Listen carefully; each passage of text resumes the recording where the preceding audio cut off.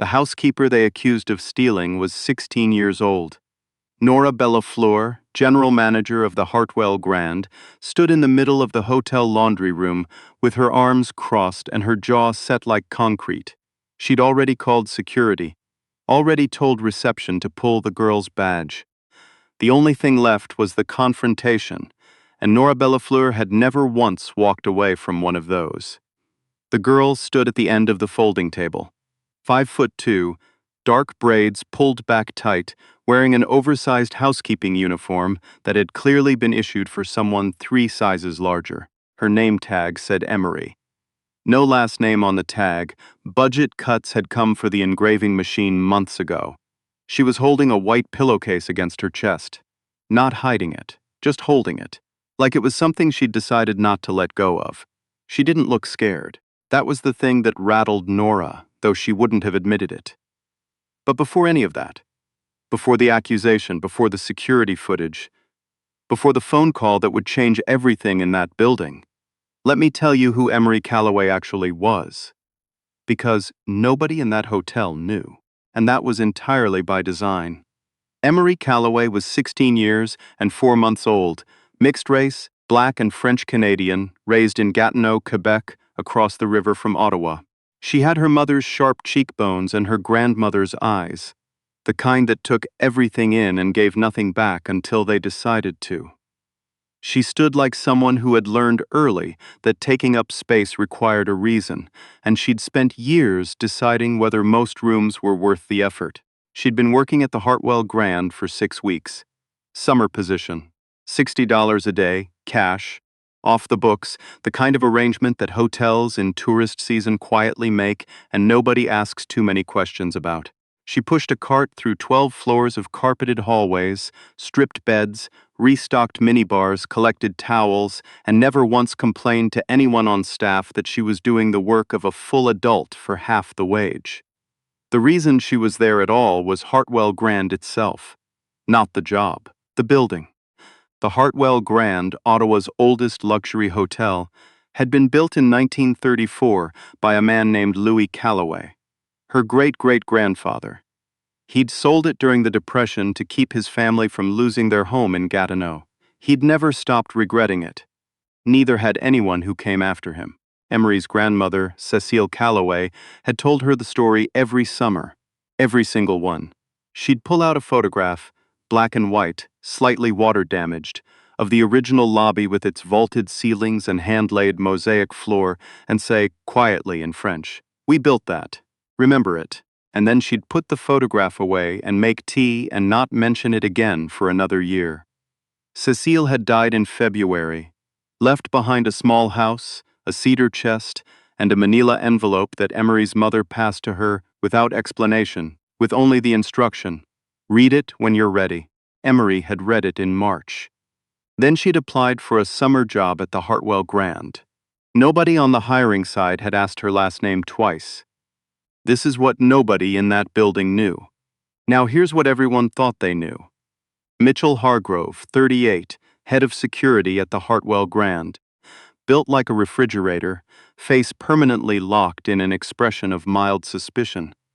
He'd flagged Emery to Nora 3 days ago after noticing she spent longer than protocol allowed in rooms 714 and 715.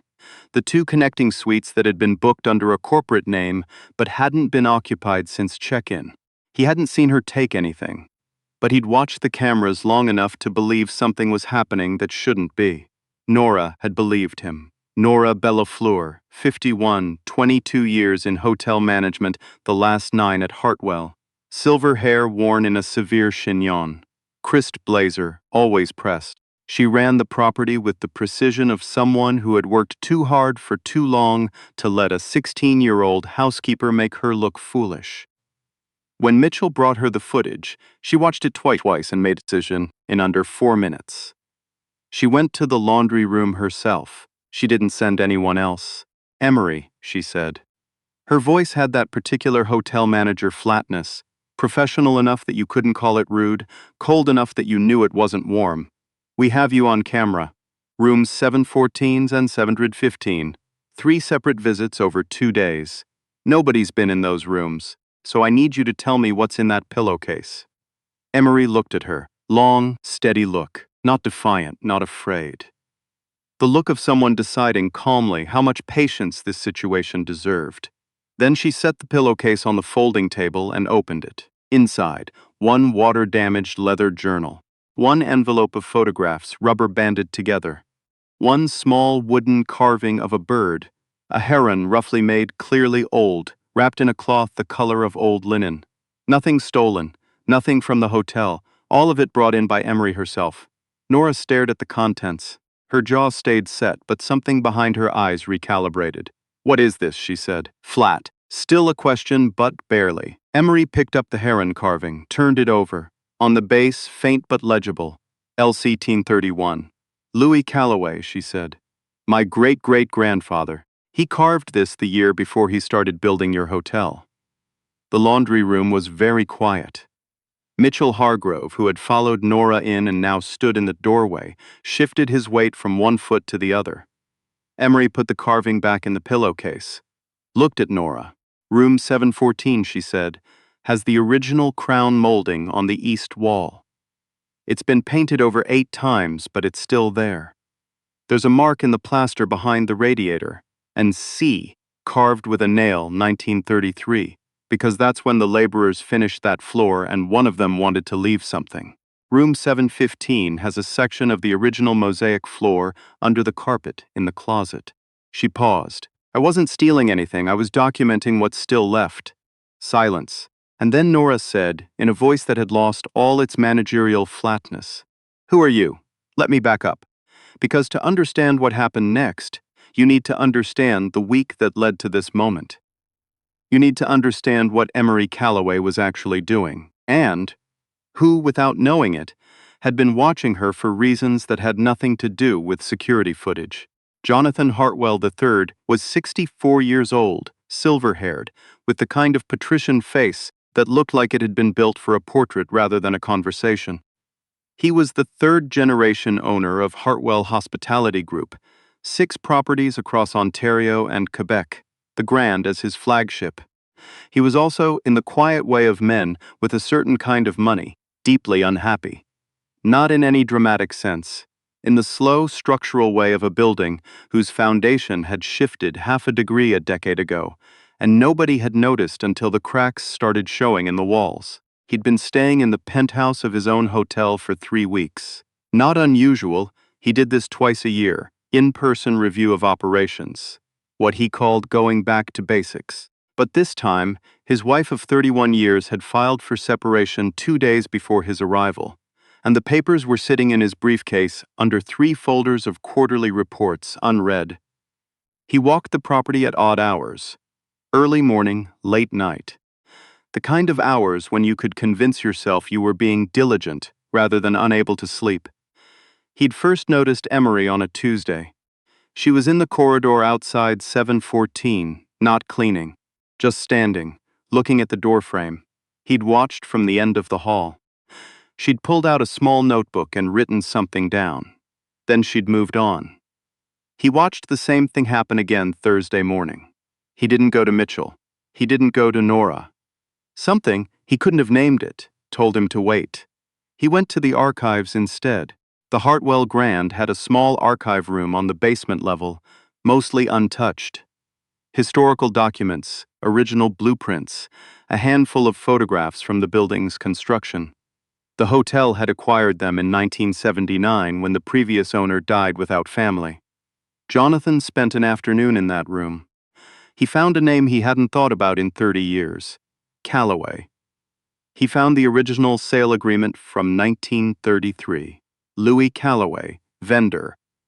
First National Bank of Ottawa, purchaser on behalf of a group of private investors that would become the corporation his grandfather had bought the hotel from in 1968. He found a construction foreman's ledger, handwritten, meticulous, daily entries, worker names, material costs, and at the front of the ledger, on the inside cover, in careful block letters, "This building is meant to outlast all of us." Elsie Jonathan sat in the archive room for a long time. When he came up, he went to find the housekeeper with the braids and the oversized uniform. He found her coming out of the elevator on the 7th floor. He introduced himself by name, not his title, just his name, Jonathan Hartwell. He offered his hand. Emery shook it. Emery Calloway. He watched her last name land in the air between them. She watched him recognize it. Neither of them said anything for a moment. Then Jonathan said, "I was in the archive room yesterday. I found the original sale ledger." Emery nodded slowly. "The 1933 one?" He blinked. "You've seen it?" "My grandmother had a copy." She paused. "Not a legal copy. Her father took photographs of it before the sale was finalized. She kept them her whole life." Jonathan looked at this 16-year-old girl in an oversized uniform and understood, in the particular way that comes to people who've spent their lives in property and ownership, that he was standing in front of someone with a claim to something. Not a legal claim. Not in any court-actionable sense. Something older. The kind of claim that lives in photographs kept in a cedar chest and stories told every summer over tea. He said, "What were you documenting in those rooms?" "Everything still original," she said. "Before any more renovations take it away." He was quiet. She was quiet. Then he said, "I'd like to see your notes." Now we go back to the laundry room, because that's where it all came to a head. Nora Bellafleur was still staring at the wooden heron when Jonathan walked in. She hadn't expected him. Nobody ever expected Jonathan on a lower floor at 11 in the morning. "Mr. Hartwell," she said, and the words had the tightened quality of someone trying to reassemble their authority very quickly. Jonathan looked at the heron, looked at Emery, looked at the journal and the photographs spread across the folding table. He said to Nora, very calmly, she wasn't stealing. Mitchell Hargrove had gone very still in the doorway. Nora opened her mouth. Jonathan kept talking, not unkindly, but without room to argue. He said, "Her great-great-grandfather built this hotel. She's been documenting original architectural details before they're lost to renovation. She brought those items in herself. She didn't take anything from this property." He paused. "She has been doing, without pay and without credit, work that this hotel's historical society has been asking us to fund for 9 years. The room was so quiet you could hear the ventilation system 2 floors up." Nora looked at Emery. Something complicated moved across her face, the specific discomfort of someone realizing that the authority they'd walked in with was based on an assumption that had just collapsed. She said, "I apologize." Her voice was careful and genuine. "I made an assumption without enough information." Emery looked at her, nodded once, accepted clean. No performance of graciousness, no excess. Mitchell Hargrove stepped back into the hallway and was quiet for a long time. What happened next was not a grand gesture. Jonathan Hartwell was not a man who made grand gestures. He was a man who made decisions quietly and followed through on them. He asked Emery to come to the archive room that afternoon. He asked her to bring the notebook and the photographs from the cedar chest. She brought them. They spent 4 hours in that room together. Him with the original blueprints, her with her grandmother's photographs, matching images to what remained, marking what had survived, what hadn't, what was buried under paint or carpet or drywall, but might still be retrievable. Emery spoke about the building with the particular fluency of someone who had been told about it since before she could read. She knew the original lobby dimensions by memory. She knew which supplier had provided the copper fixtures and which ones had arrived 3 weeks late because of a rail strike. She knew the story of the mosaic floor, that Louis had designed it himself, inspired by a church he'd seen in Montreal, that he'd laid the first tiles with his own hands, that the workers had kept the tradition, each one adding a tile to the border on their last day. Jonathan listened to all of it. The way you listen when you understand you're hearing something that's been kept alive by sheer stubbornness across 90 years, and one wrong word might break the thread. At the end of the 4 hours, Jonathan said, "I want to commission a full heritage documentation of this property. Every original element, cataloged, photographed, archived properly. I want it done before we move forward with the East Wing renovation." He looked at her. "I'd like you to be part of that team. Paid position. We'll work around your school schedule in September." Emery looked at him. Long look. The kind she gave to rooms when she was deciding if they were worth the effort. Then, who else is on the team? Jonathan almost smiled. We'd bring in a heritage architect. I have someone in mind, a photographer, possibly someone from the University of Ottawa's history faculty. He paused. But you'd be the primary researcher. You know more about this building than anyone I've ever hired. Emery looked at the blueprints spread across the table. Her grandmother's photographs, her great-great-grandfather's handwriting on the ledger, still sharp after 90 years. She said, "My grandmother used to say that a building remembers everything. We just stop listening." Jonathan was quiet for a moment, then he said, "I'd like to start listening." 3 weeks later, Emery stood in the lobby of the Hartwell Grand, not behind a cleaning cart, not in the oversized uniform. In her own clothes, dark jeans, a navy jacket her mother had pressed the night before, her braids pinned up, and a lanyard around her neck that said Heritage Research Associate. She was the youngest person in the room by 22 years. The heritage architect, Dr. Lynn Ouellette, 61, from the University of Ottawa, met her by the front desk. Dr. Ouellette had done restoration work on 3 national historic sites and had a handshake like a door closing firmly. She looked at Emery's lanyard, looked at Emery and said, "Jonathan tells me you're the reason we're here." Emery said, "My grandmother is the reason we're here." Dr. Ouellette looked at her a long moment. Then she smiled. "Good answer," she said. "Let's get to work." Mitchell Hargrove walked past them on his way to his office. He slowed, looked at the lanyard, looked at Emery. Something moved through his expression that didn't quite make it to words. Regret, maybe, or something adjacent to it. He kept walking. Nora Bellafleur was in the lobby, too. Clipboard. Blazer pressed. She paused when she saw Emery, and for a moment the hotel's ambient noise seemed to quiet around them. Nora said, "For what it's worth, I should have asked before I accused." She said it the same way she said everything, precisely and without embellishment. But she meant it. That part was legible. Emery said, "I know. Thank you." Then she turned back to Dr. Ouellette, and the blueprints rolled out across the concierge desk, and she didn't look back. Over the next 4 months, the documentation project became something the hotel had not seen in a generation. Under the carpet in room 715, they found 11 intact mosaic tiles from the original floor. The ones Louis Callaway had laid himself. Dr. Ouellette coordinated their preservation with a tile conservationist from Montreal. The East Wing renovation was redesigned around the original crown molding rather than against it.